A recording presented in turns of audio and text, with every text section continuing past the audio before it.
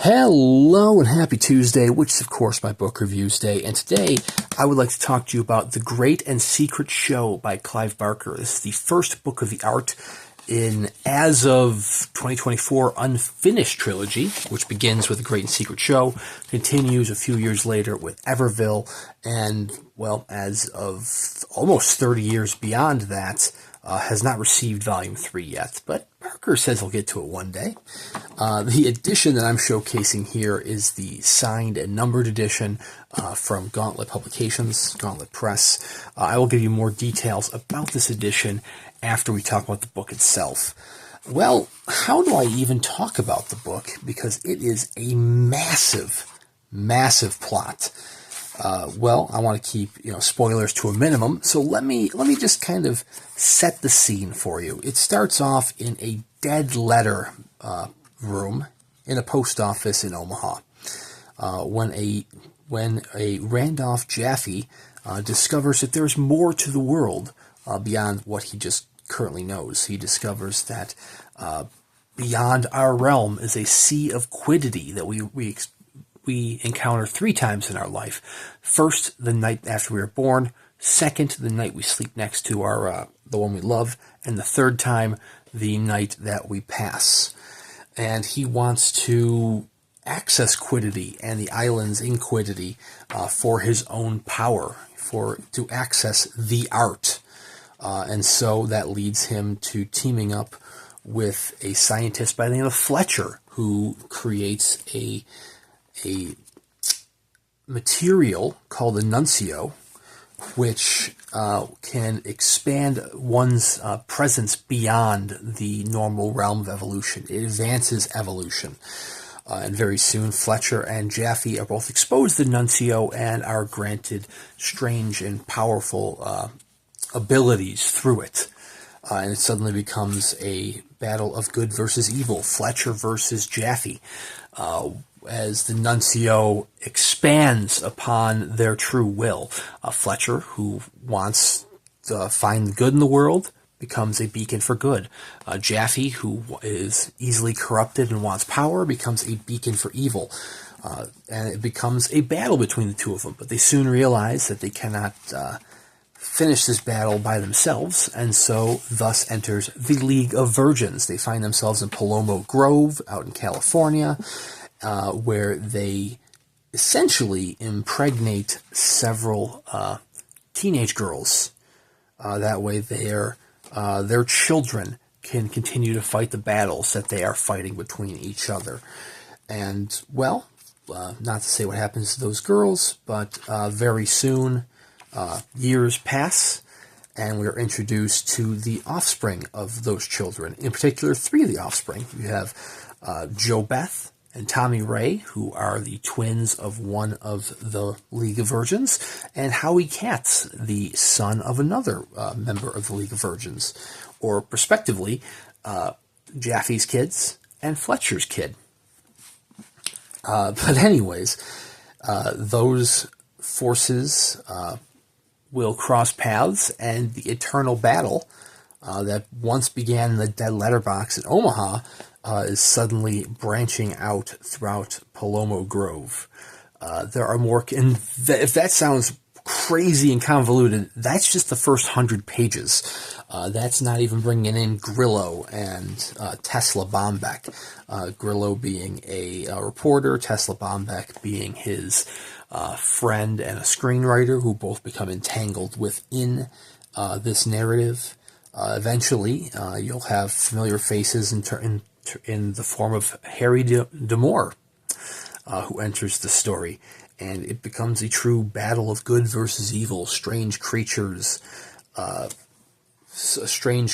being brought forth from the imaginations and hearts of the people of Palomo Grove through the power of Jaffe and Fletcher. And it is a massive, massive narrative. And like I said, that's everything I've just described is basically just the first 150 pages. And you're going much deeper. You have hundreds upon hundreds of pages as the storyline gets even more convoluted, as the world continues to be expanded as you receive more information about quiddity and the other beings that are in the Sea of Quiddity. And, well, I'm going to keep it nice and brief there to, not spoil anything.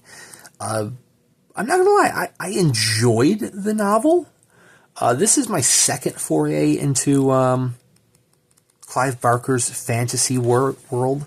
I had read Imagica a few years back, and I did not like Imagica.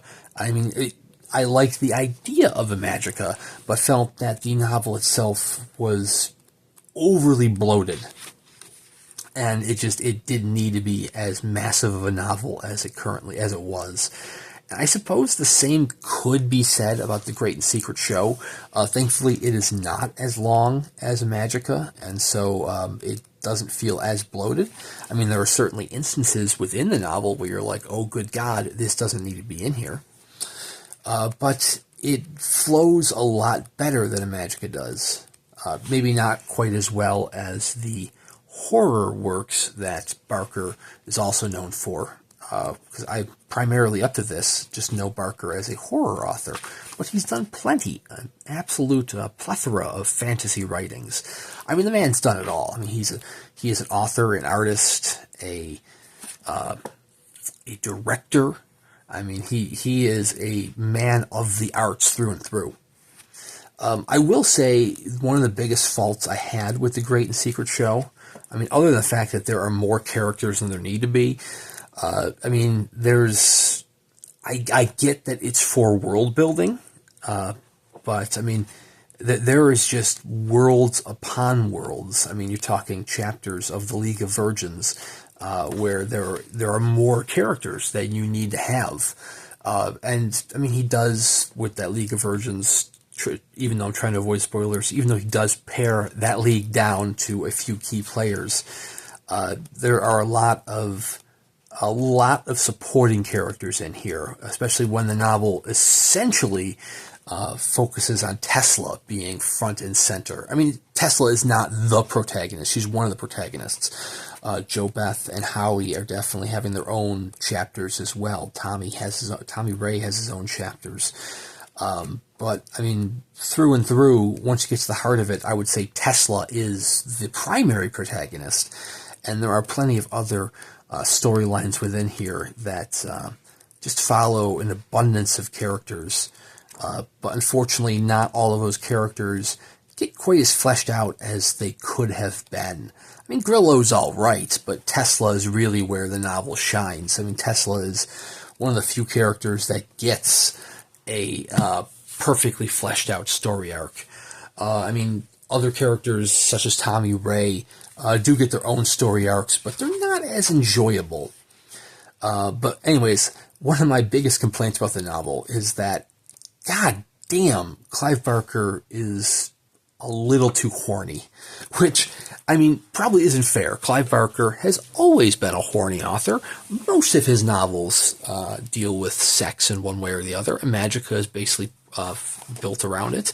Perhaps his most famous creation, the Cenobites, are also based in sex. Those are beings that are trying to find pleasures beyond carnal pleasures, which, is fine. I know what I'm getting into with that.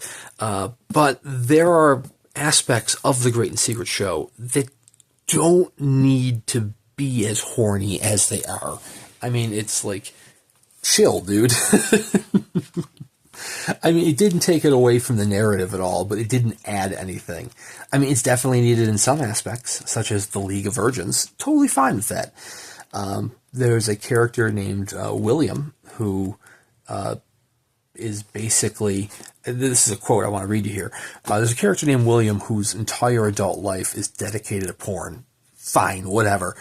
But even when he's just using like similes or just examples or, oh my God, he ends up throwing he throws sex in there for no reason. So anyways, it was hunger that drove William from his home on Saturday morning. He went reluctantly, like a man at an orgy, suddenly aware that his bladder had to be emptied. Why? that I get it. You want to put a simile in there. Why? I mean, maybe it's fitting because William, like I said, is a character whose entire adult life is dedicated to porn. But like, it's like even your similes don't need to be coded with like sex. I don't know. It's a little too much at times. Like, it didn't add anything. I mean, it has its place within the novel. By all means, it does. But it doesn't always necessarily add anything. It didn't really detract per se, but it is certainly, it was a zero-sum game in many instances. But yeah, I mean, it's a decent novel. I mean, it's much better than a Magica. I would say it's definitely worth reading. Just know that, you're going to have unnecessarily horny Clive Barker at the wheel with The Great and Secret Show. I've already moved on to Everville, which is the second novel, second book of the art. So, I'll have a review for that in a few weeks. I'll also be showing off the Gauntlet edition. So the Gauntlet edition, by the way, I believe this is the only limited edition this novel has received. It received both a numbered treatment and a lettered treatment. Numbered was 500 copies. This is a PC copy. Lettered was 52 copies, or maybe it was just 26. Features 3 different forewords, one by Victor LaVelle, one by Owen King, that is Stephen King's kid, and one by Craig Davidson, also known as Nick Cutter, being his pen name. I will say the forewords don't necessarily add much to it. They don't necessarily detract from it. But the real reason, the great bonus that you would want from this collection is actually the Afterward by Phil and Sarah Stokes, who are the internet's resident Clive Barker historians. I mean, this is a 20-page critical analysis of the novel. And I'm not going to lie, it's awesome. Like, it's an entertaining read, even beyond the novel itself, as they actually go in and look at the aspects of the novel. It was fascinating to read. It also has several pages of bonus material, which are photocopied images of Barker's handwritten notes and handwritten manuscripts. I'm hoping he didn't write the whole novel in shorthand here and long. He very well could have. I know Ramsey Campbell, who's a fellow Liverpudlian, does the same thing. He writes all his first drafts out in proper handwriting. But it's interesting to read. You know what? One other thing I will complain about with the novel, one thing I strongly didn't like, just because I felt it was stupid. There are 2 characters. One I've already called Jaffe, I've already pointed out. There's another character who will remain unnamed. But both of these characters decide to adopt different names, different personas at some point in their life. Jaffe wants to be known as the Jaff, which, by the way, is a stupid name. I refuse to call him the Jaff because that is just absolutely idiotic. I don't know, maybe it was a different time back in 89 when this was published. Maybe it was a cool name. But for me, it's like an eye-rolling name, which is only outdone by the other character who adopts a new name, which is the Death Boy. The amount of times that this character goes, "I'm the Death Boy," it's like, what the hell, man? Like, dude, that's such a stupid nickname. I don't know. Maybe I'm just being too harsh. I gotta give it crap for it, though. But I don't know. Those annoyed the hell out of me. So anyways, that's The Great and Secret Show by Clive Barker. Definitely worth reading. Worth checking out if you want to check out some fantasy Clive Barker. Like I said, please subscribe to the channel, and in a few weeks I will have a book review for Everville, also the Gauntlet edition, also by Clive Barker. I do at least one book review a week, so plus unboxing videos on many other days of the week when I receive them, so plenty of content to keep you entertained. I believe copies of this are fully sold out through Gauntlet Press, but Barry Hoffman does find like PC copies that he'll sell at usually reduced rates, so maybe he might have copies out there. Otherwise, you'll have to go to the secondary market if you want to find a copy for yourself, or you can just go and find a trade edition at a reasonable price at any bookstore or online. But anyways, thank you very much for watching. Check out the Books of the Art by Clive Barker, and we'll see you around next time.